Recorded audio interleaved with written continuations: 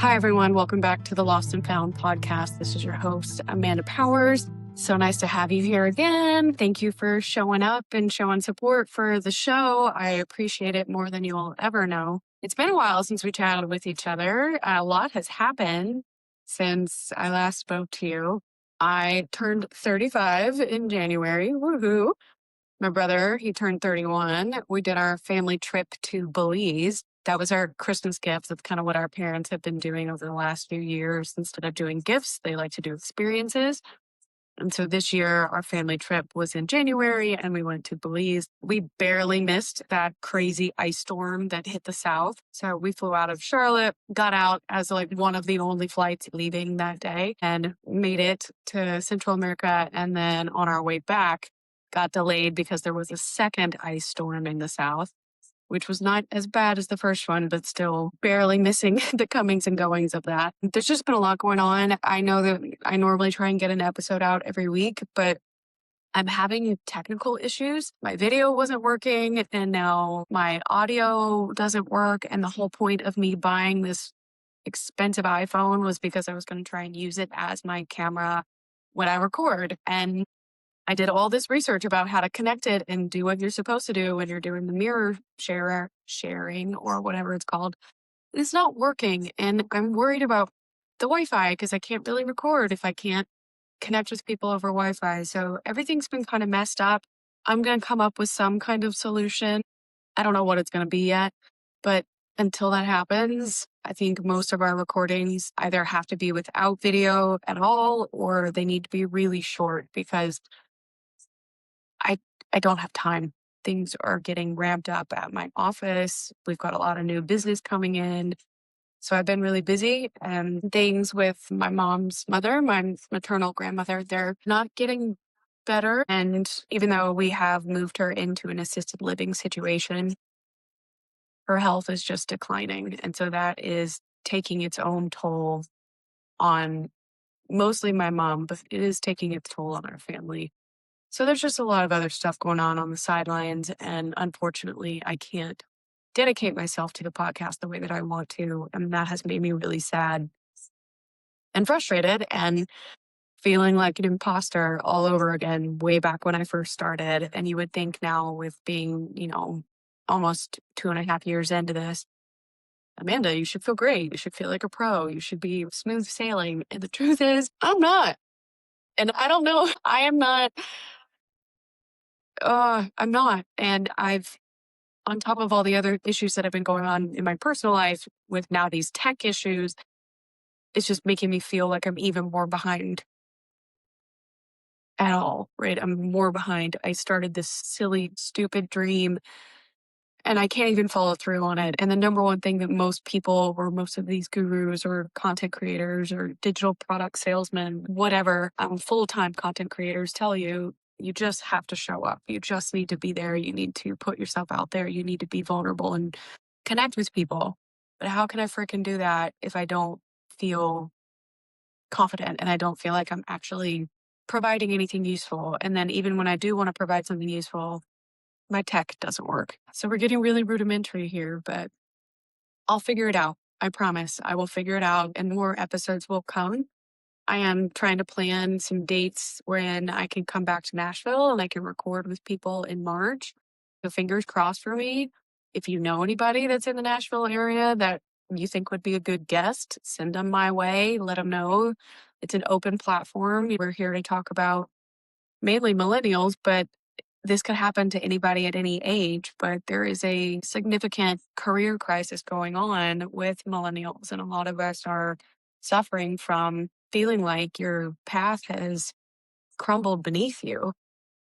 You were sold this dream that if you do what your parents tell you, you get good grades, you go to college, you get the family, you get married, you have the kids, you join the upper echelons of your industry, you climb that ladder, and at the top of that ladder, as long as it doesn't pull out from under you, you're going to feel great. It's going to be amazing. You're going to make all this money. You're going to be so successful, and you're going to contribute to society, which is what really matters. Your product output matters, and that's what gives you value. And your identity gets wrapped up so easily in something like that because it's so simple.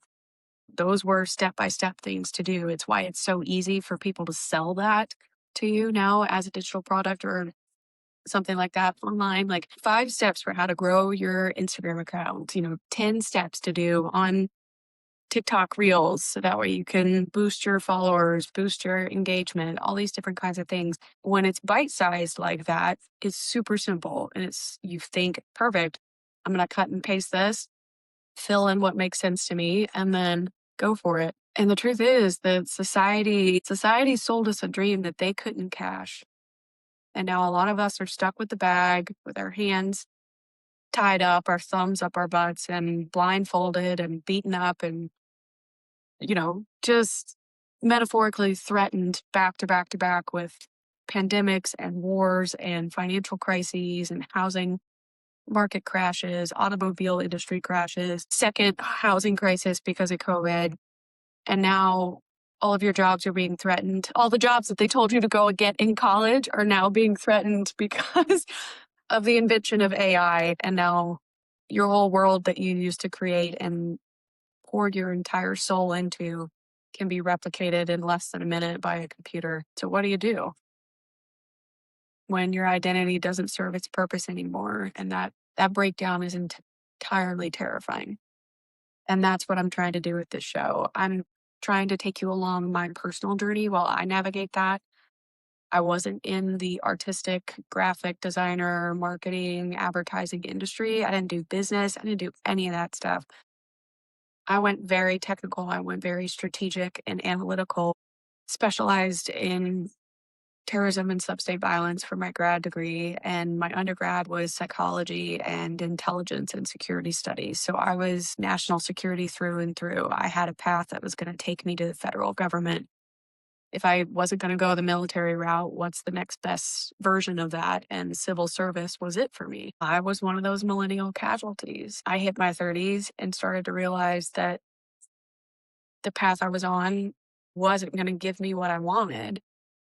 No matter how hard I tried, no matter how much effort I put into learning more, getting better, going to trainings, trying to work with different teams, trying to practice communication when I was really stressed. Like, there's only so much you can do when you're banging your head against the wall over and over again, where it's just not going to come together.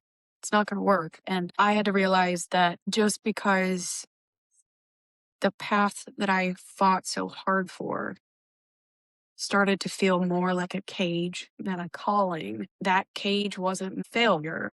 That was my growth opening.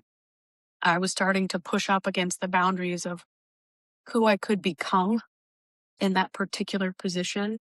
And it got really uncomfortable to realize that happened that fast.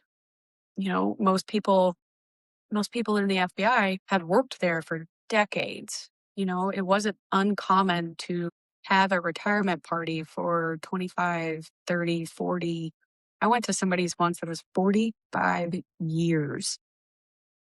Ah, that's crazy for a retirement party. And I just assumed that was going to be me. I assumed that was where it was going to go. And boy, was I wrong, right? Like, I drank that Kool-Aid. I believed that it was so prestigious to join an agency and fulfill a mission like that, to uphold the Constitution of the United States and to protect the American people.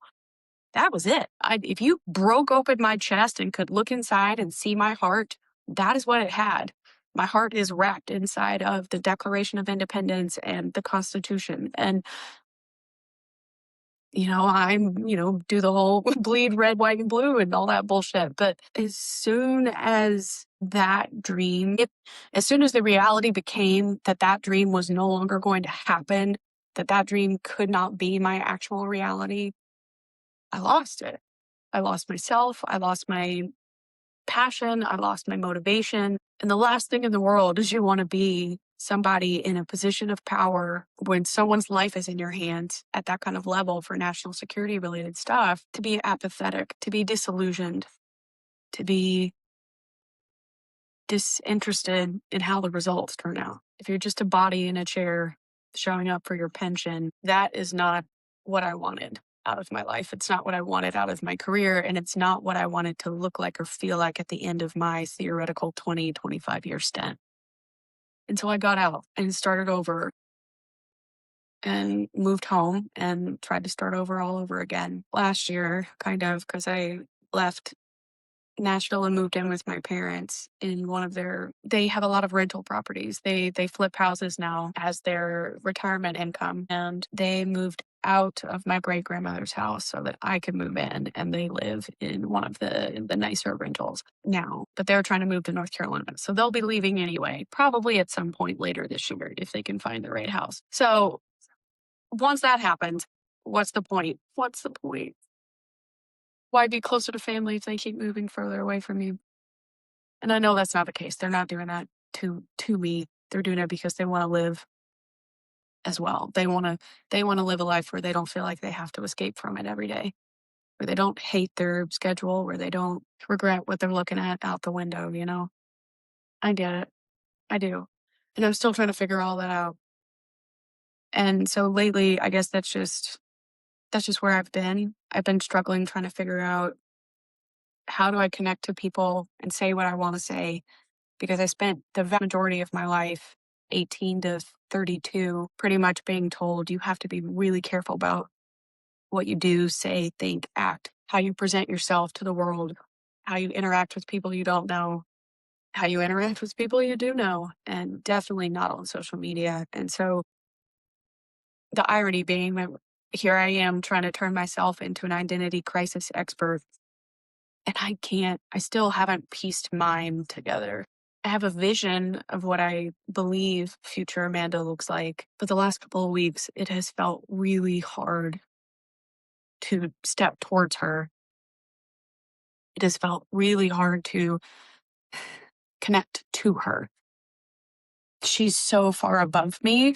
She's so much better organized. She has systems in place. She has a team working behind her. She's got the dream wardrobe, the dream schedule. She goes to the gym in the morning like a person. And I am so far away from her right now. And it's been kind of intimidating to try and pretend, quote unquote, to be her. But that's also one of the tips and tricks that all the other gurus like to tell you. Act like the person you want to become. Activate that. Tell your brain these things. Use neuroscience to start practicing all of these, not triggers for lack of a better term here, but to get your brain thinking about creating that reality that you love so much and want so badly. You have to start engaging like that, but it still feels not hypocritical, but fake, I guess. And that's the number one thing that I really don't want to do on this show. I don't want to come off fake. If I'm going to be so public online, I don't want to be fake. I don't want it to feel forced. I just want it to be me. I just want to talk and say what I'm actually dealing with and what I'm really learning along the way. And ideally introduce you guys to other people who have been on a similar journey or who have felt similar things. And that way we can learn from them together.